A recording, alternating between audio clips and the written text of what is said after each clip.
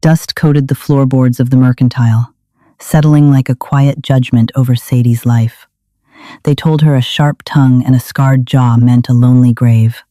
She believed them. Then a heavy man, smelling of pine pitch and raw winter, kicked her door open. Motes of flour danced in the shafts of afternoon light, piercing the cracked front window of the mercantile. Sadie stood behind the scarred oak counter, her hands buried in a sack of dried pinto beans, letting the hard, pebble-like legumes slip through her fingers. The sound was a dry rattle, empty and repetitive. It was Tuesday. Tuesdays were for inventory, for counting things that didn't matter to avoid thinking about the things that did. She wiped her palms on her canvas apron, leaving a streak of gray dust. At 31, Sadie was a fixture of the town, much like the hitching post outside her door, useful, weathered, and entirely ignored unless someone needed something to lean on. A harsh childhood fever had left the left side of her jaw tight and slightly pulled, a puckered landscape of pale skin that gave her a permanent, sneering expression. The town of Oakhaven didn't forgive a woman for lacking softness. "You've a face made for ledgers, not for loving, Sadie," Reverend Cole had told her once, offering it as a compliment to her bookkeeping. She remembered the way the other girls her age had giggled behind lace fans, practicing flirtations while Sadie unloaded crates of iron nails. She hadn't minded the work. The heavy, sharp scent of oiled metal and raw wood was infinitely better than the cloying rosewater the town wives drenched themselves in. But the isolation was a physical weight, settling in her chest like a swallowed stone. No man wanted a wife who could heft a 50-pound sack of grain and look him dead in the eye without blinking. They wanted pliable. They wanted pretty. The brass bell above the door violently clanged, ripping her from the quiet arithmetic of her loneliness. The man who filled the doorway didn't just enter the shop, he eclipsed the daylight. He had to duck to clear the frame, his shoulders brushing both sides. Sadie froze, her hands still hovering over the pinto beans. The immediate assault on her senses was absolute. The shop, previously smelling of stale cinnamon and dry goods, was instantly overwhelmed by the sharp, metallic tang of cold air, old wood smoke, and the unmistakable, feral scent of unwashed wool and animal musk. He didn't swagger like the cowboys who rode into town flush with pay. He moved with a heavy, deliberate silence, the soft scuff of his hide moccasins, the only sound against the floorboards. His coat was patched together from deer hide and what looked like a bear pelt, frayed at the edges and stained dark with old blood and dirt. Beneath a wide-brimmed, grease-stained hat, his hair was a tangled mess of dark brown, merging into a thick, untamed beard. Sadie didn't reach for the shotgun she kept beneath the counter. Something about his posture stopped her. He stood in the center of the room, completely still, his eyes darting across the shelves with the wariness of a stray dog cornered in an alley. "Help you?" Sadie's voice cracked. She cleared her throat, hating the weakness in it. "Can I help you?" The man turned his head. His eyes were not the warm brown or striking blue of a romantic hero. They were the color of wet slate, pale and startlingly intense against the weathered leather of his face. He stared at her, not at the scarred side of her jaw, nor at her flour-dusted chest. He looked dead into her eyes, an unblinking assessment that made the hair on her arms stand up. "Need salt," he rasped. His voice sounded like two dry branches rubbing together in the wind. It was a voice unused to conversation. "Coffee. Lead." Sadie nodded, her pragmatism overriding her sudden strange panic. She stepped out from behind the counter, keeping a wide berth. As she passed him, she caught another scent, something beneath the grime, crushed pine needles, rain on hot stone. It was a clean smell, buried under months of isolation. "Salt is a penny a pound. Arbuckle's coffee is 50 cents a bag," she said, her tone slipping into the familiar, safe rhythm of commerce. She moved to the barrels at the back. "You need loose lead for casting, or pre-made balls?" "Loose." He followed her. She could feel the heat radiating off his massive frame. It was unsettling. Men usually gave her a wide berth, repelled by her severe demeanor. This man simply stood exactly where he needed to be, unbothered by social spacing. She scooped the coarse gray salt into a brown paper sack, Her hands shook, just a fraction. A few grains spilled over the edge, pattering against the floor. She cursed silently. "Cold out there?" she asked, not out of politeness, but because the silence was deafening. "Snow's heavy in the pass," he said.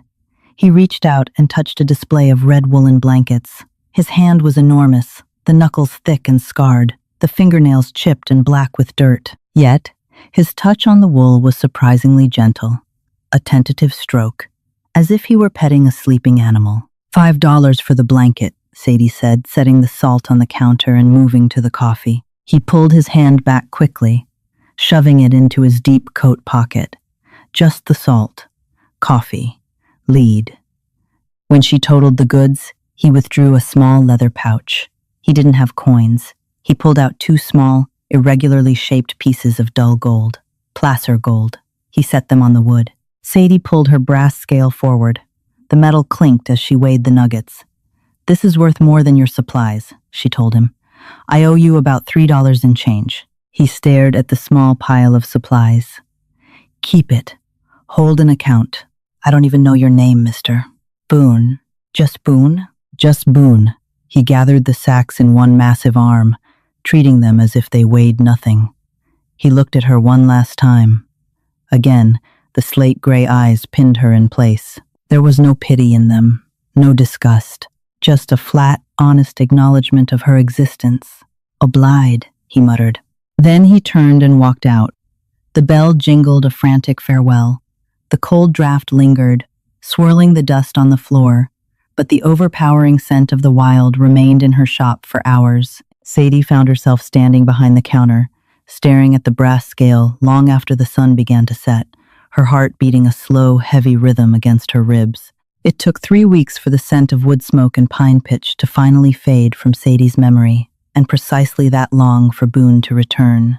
The winter had deepened, locking Oak Haven in a brutal grip of frost and howling wind.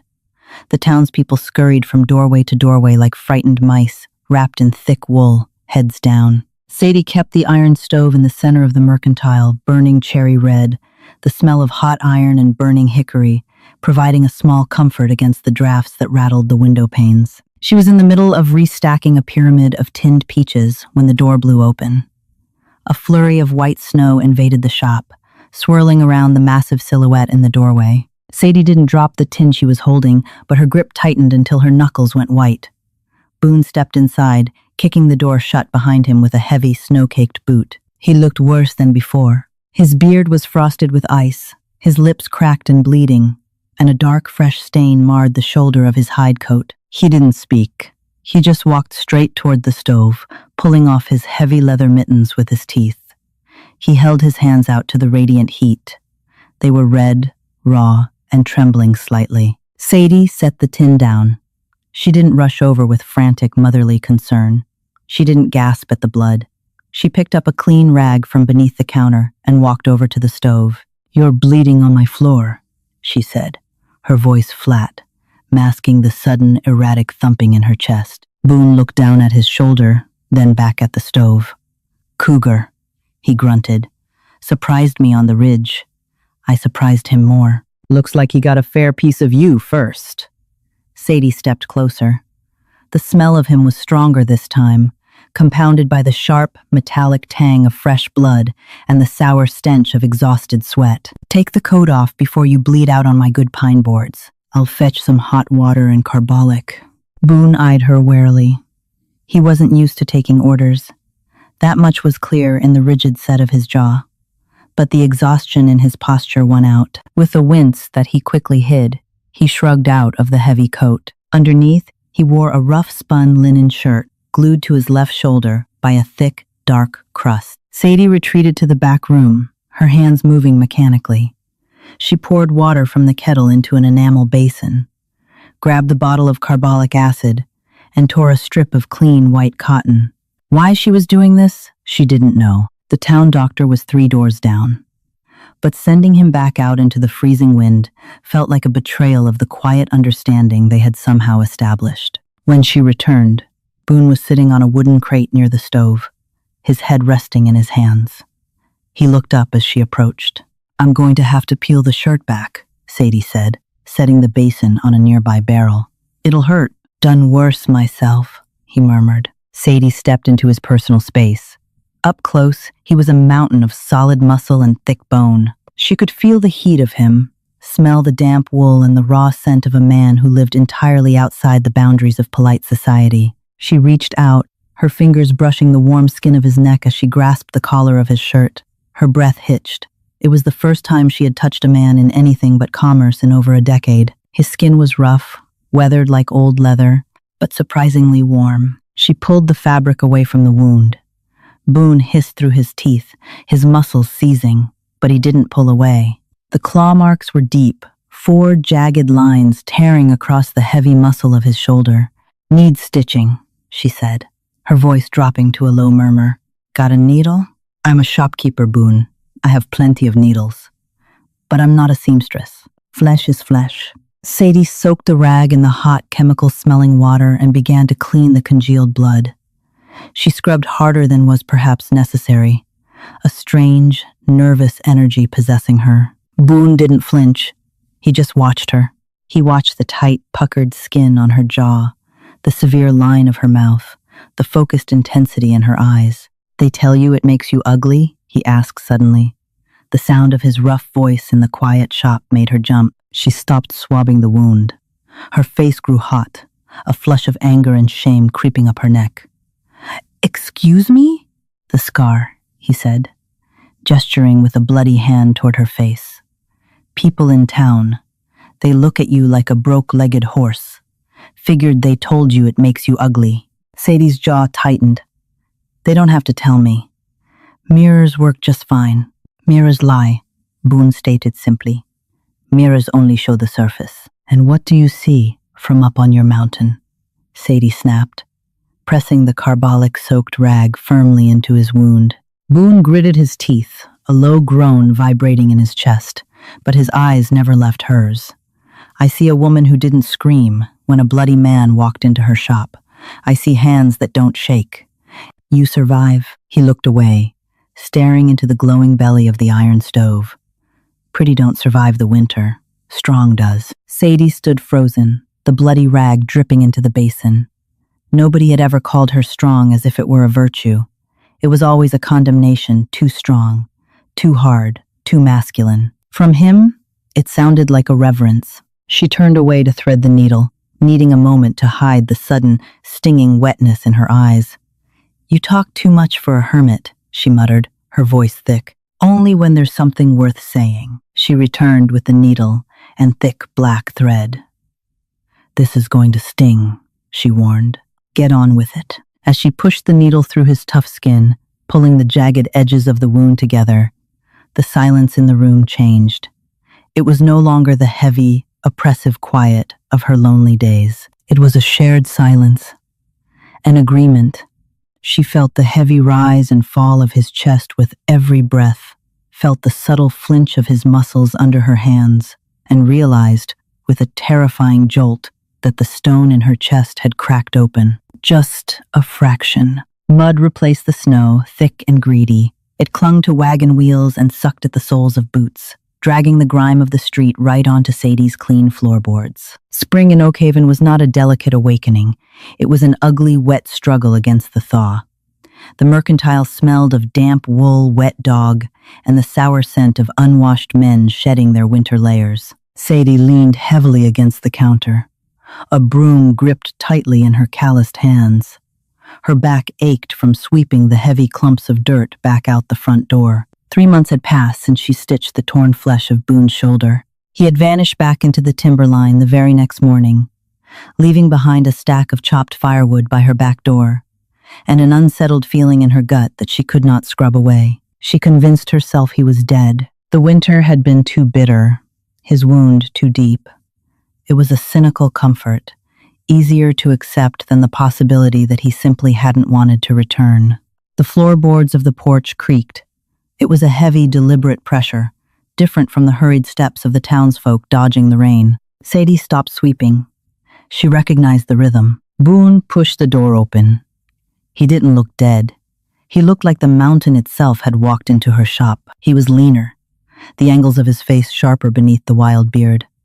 but the sheer, intimidating mass of him remained unchanged. He wore a canvas coat slick with rain, and over his shoulder he carried a heavy burlap sack. The feral scent of hemp pine resin, wet earth, and raw wilderness instantly overpowered the stale air of the room. He didn't offer a greeting. He walked to the counter and dropped the sack. The heavy thud rattled the glass jars of peppermint sticks. "Muck's deep," he said. His voice was a low, rusty scrape. Sadie's heart hammered a frantic rhythm against her ribs, but she forced her jaw to lock, presenting him with the scarred, rigid side of her face. "You track that mud past the doorway. I'll make you scrub it on your knees," she snapped, pointing the broom handle at his boots. Boone looked down at his feet, then back up at her. A muscle twitched near his eye. It might have been amusement. He carefully wiped his boots on the rough sisal mat, taking an agonizingly long time before stepping fully into the shop. "Brought to trade," he said, gesturing to the sack. Sadie moved behind the counter, keeping the wooden barrier between them. She untied the rough twine. Inside were 3 beaver pelts, thick and dark, cured with an expert hand. Beneath them lay a small, heavy jar sealed with wax. She pulled it out. It was filled with pale, golden honey, comb and all. "Pelts for flour, coffee, and salt," Boone said. He pointed a thick, dirt-stained finger at the jar. "That's for the mending." Sadie stared at the honey. It caught the dull gray light from the window, glowing like trapped amber. No one brought her gifts. People paid what they owed, to the penny, and left. She swallowed hard, the tightness in her throat returning. "The stitching was 3 months ago. I considered the account settled. I didn't." Before Sadie could formulate a response that wouldn't betray the sudden foolish trembling in her hands, the shop bell shrieked. Mrs. Gable bustled in, shaking a wet umbrella. The mayor's wife was a woman constructed entirely of starch and judgment. She stopped dead in her tracks, her pinched nose wrinkling as she caught the scent of the wild man standing at the counter. She pulled her expensive broadcloth shawl tighter around her shoulders, giving Boone a wide theatrical berth as she approached Sadie. "Sadie, dear," Mrs. Gable said, her voice dripping with artificial sweetness, while her eyes darted nervously to Boone. "I need 2 pounds of sugar and a spool of white thread. Make it quick. The smell in here is quite overpowering today." Sadie felt her spine go rigid. A familiar hot shame crawled up her neck. She reached beneath the counter for the sugar scoop. 50 cents, Mrs. Gable. Boone didn't move. He stood perfectly still, his slate-gray eyes fixing on the mayor's wife. He didn't scowl. He simply observed her the way a predator observes a particularly loud, irritating bird. The silence he projected was heavy, suffocating the ambient noise of the rain outside. Mrs. Gable shifted uncomfortably, the change jingling in her gloved hand. "Really, Sadie, you ought to be more careful about the sort of vagrants you allow in here. A woman alone, with your condition, one can't be too careful. They bring diseases down from those hills." Sadie's hand tightened around the tin scoop until the metal bit into her palm. She opened her mouth to tell Mrs. Gable to take her coins and leave, but Boone spoke first. "Ma'am," Boone drawled, his voice rumbling low in his chest. "You smell like a dead whale dipped in flower water. It's giving me a headache." Mrs. Gable gasped, a sharp, reedy sound of absolute scandal. Her face turned a violent shade of plum. "How dare you? Sadie, are you going to allow this animal to speak to me this way?" "He's a paying customer, Martha," Sadie said, her voice terrifyingly calm. "And he's right. You wear too much ambergris perfume. It taints the flour. Your sugar is on the counter. Take it and go." The older woman snatched her parcels, threw the coins onto the wood, and practically ran for the door, the bell violently clanging in her wake. Sadie stared at the scattered coins. The adrenaline left her in a rush, leaving her knees weak. She had just insulted the mayor's wife. Half the town's wives would boycott her shop by tomorrow. She pressed her hands against her eyes, letting out a ragged breath. "Why did you do that?" she whispered. "She was talking down to you. I am used to it. It's my life, Boone. Now I'll lose business. If they only buy from you so they can spit on you, it ain't business. It's a toll. Boone leaned his massive forearms on the counter. You sell your pride too cheap, Sadie. She dropped her hands, furious. You don't know anything about my pride. You live in the woods. You don't have to survive these people. I do. This shop is all I have. You have hands. You have a spine. He reached across the counter. His large, rough hand covered hers where it rested on the wood. The heat of his skin seared through her cold fingers. You don't need 'em, Sadie. You just think you do.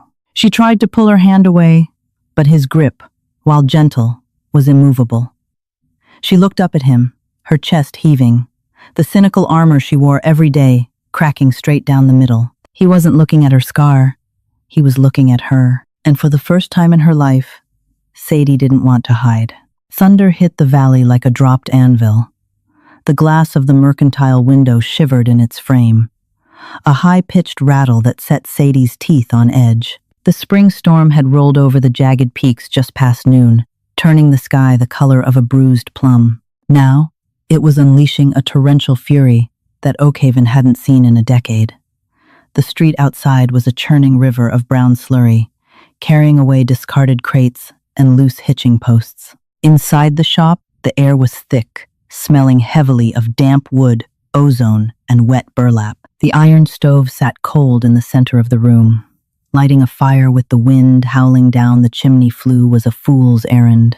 Sadie stood on a wobbly pine chair, a rusty tin bucket clutched in her hands, desperately trying to catch the water weeping through a fresh crack in the ceiling directly over her dry goods. Cold water dripped onto her forehead, running down her nose and mixing with the sweat of panic. If the flour and sugar got wet, she was ruined. The mercantile ran on razor-thin margins, and a lost inventory meant a winter of starvation. Need to move the barrels. Boone's voice came from the shadows near the back wall.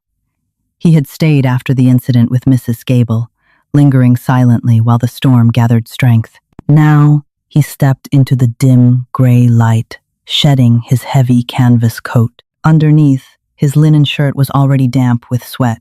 They weigh 200 pounds each, Sadie yelled over a crack of thunder.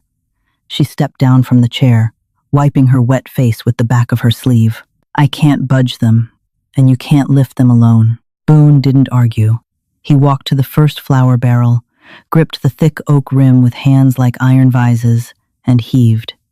The tendons in his neck stood out like thick cords. The barrel tilted, the wood groaning in protest. He rolled it on its bottom edge, walking it back toward the dry corner of the shop with a brute, stubborn strength that terrified her as much as it fascinated her. Sadie didn't stand by watching. She scrambled to grab the smaller sacks of rice and beans, hauling them away from the encroaching puddle. They worked in tandem, a silent, desperate dance in the gloom of the failing light. The physical exertion stripped away the awkwardness of the afternoon. There was only the heavy sound of their breathing, the relentless drumming of the rain, and the necessity of the labor. When the last barrel was secure, Sadie collapsed onto a wooden crate, her lungs burning. Her hair had escaped its tight, severe bun and hung in wet, straggly ropes around her face. Her canvas apron was soaked, clinging awkwardly to her frame. She looked like a drowned rat. She knew. She didn't care. The goods were safe. Boone walked over, his chest heaving, his boots leaving wet tracks on the floor. He didn't sit. He stopped a few feet away, looking down at her. In the dim light, the slate gray of his eyes was almost black. The wind suddenly shrieked, hitting the front of the shop with the force of a physical blow. The large front window, the expensive imported glass that Sadie washed every single Sunday, gave way with a sickening crack. Glass exploded inward, scattering across the floor like deadly hail. The storm rushed in immediately. Rain slashed across the counter, soaking the ledgers, and the wind began tearing at the stacked tins on the shelves. "No!" Sadie screamed, jumping to her feet. The instinct to protect her livelihood overrode her common sense. She ran toward the gaping hole, the wind immediately driving the freezing rain deep into her bones. Boone caught her by the waist before she reached the glass-strewn floor. His arm was a steel bar, unyielding. "Let me go!" She thrashed against his hold, her boots slipping on the wet floorboards. "The wind will ruin everything. Glass will cut you to ribbons," he yelled back, his voice cutting through the roar of the storm. He pulled her backward, his grip tight but careful not to bruise. "Stay back, I'll board it." He let her go and moved toward the front, grabbing 2 heavy wooden planks she used for shutters and a hammer from the counter. He stood in the teeth of the gale, the rain instantly pasting his shirt to the heavy muscle of his back. Sadie watched, shivering violently, as he slammed the nails home with a brutal, mechanical efficiency. He didn't flinch as the wind battered him. He was an immovable object against an unstoppable force. When the planks were secure, the immediate violence in the room died down, replaced by a hollow, drumming darkness. The shop was a mess of water and shattered glass. Boone turned around. He was soaked to the bone, his hair plastered to his forehead, water dripping from his beard. He walked toward her, the adrenaline of the moment still radiating off him in waves. Sadie stood frozen, her arms wrapped around her waist, shaking from the cold and the sheer exhaustion of the fight. Boone stopped right in front of her. The smell of him, rainwater, and deep woods was dizzying. He reached up, his massive, calloused hand moving slowly. Sadie flinched, a deeply ingrained reflex, bracing for the roughness she expected from the world. But his touch was agonizingly light. He brushed a wet strand of hair away from her face, his rough thumb tracking down her cheek. He didn't avoid the left side. His thumb dragged slowly over the puckered, scarred skin of her jaw. Sadie's breath hitched in her throat, her eyes squeezed shut. "Don't," she whispered, her voice cracking. "It's ugly." "It's a map," Boone said softly, the rumble of his voice vibrating in the narrow space between them. "Shows where you've been. Shows what couldn't kill you." She opened her eyes. The raw sincerity in his face stripped away her defenses, tearing down the cynical walls she had spent a decade building. She wasn't the fierce, untouchable shopkeeper anymore. She was just a woman, standing in the dark, cold and exhausted. "I'm tired, Boone," she confessed, the words slipping out before she could stop them. It was the truest thing she had ever said. "I'm so tired of fighting them." He moved closer, closing the distance completely. He didn't pull her into a tight, dramatic embrace. He simply rested his forehead against hers, letting his immense warmth seep into her freezing skin. It was clumsy. It was imperfect. He smelled of sweat and rainwater, and his beard scratched her chin. "Then stop fighting them," he breathed, his hands settling heavily on her waist. "Fight for you, or come to the mountain, and you won't have to fight at all." Morning came with a brutal, mocking clarity. Sunlight pierced the gaps in the hastily nailed window planks, casting long, barred shadows across the wrecked floor of the mercantile. Water dripped from the ceiling in a slow, agonizing rhythm, splashing into the murky puddles on the floorboards. The air was thick, suffocatingly damp, smelling of ruined flour and souring wool. Sadie stood behind the counter, her hands resting on the scarred oak. Her knuckles were bruised, the skin scraped raw from hauling the barrels the night before. She traced a deep gouge in the wood near the brass scale, a mark left by a careless drifter years ago. She had spent her entire adult life protecting this room, polishing this wood, counting pennies while the world outside moved on without her. It was her sanctuary. It was her cage. Boone was outside. She could hear the rhythmic thwack of an axe as he chopped the fallen limbs of the ancient oak that had nearly crushed her back porch. The sound was steady, reliable. Footsteps sloshed through the mud on the boardwalk. The door creaked open, pushing painfully against a pile of debris. Reverend Cole stepped in, his boots immaculately polished despite the ruined streets. He surveyed the damage, his nose wrinkling at the smell of damp earth and the feral scent Boone had left behind. "A tragedy, Sadie," the Reverend said, his voice dripping with that familiar, cloying pity. "The Lord tests us with storms. I fear this building is beyond a woman's solitary management now. Mayor Gable and I were discussing it this morning. Perhaps it is time you sold the lease. A reasonable sum. You could move to a boarding house. Live quietly." Sadie looked at him, really looked at him. He didn't see a woman who had just fought a tempest to save her inventory. He saw a nuisance, a scarred spinster who had insulted the mayor's wife and needed to be swept away with the broken glass. "Live quietly," Sadie repeated. The words tasted like ash. "It's for your own good, child," Cole added. He suddenly stepped back, bumping into the doorframe as Boone's massive silhouette filled the rear doorway. The Reverend paled, his eyes darting nervously to the heavy felling axe in the mountain man's hand. I see you still have unsavory company. Sadie didn't look at Boone. She looked at the brass scale on her counter. She looked at the heavy sacks she had broken her back lifting for a decade.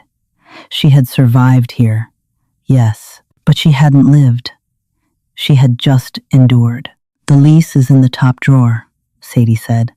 Her voice didn't shake. It was harder than the iron stove. Take it.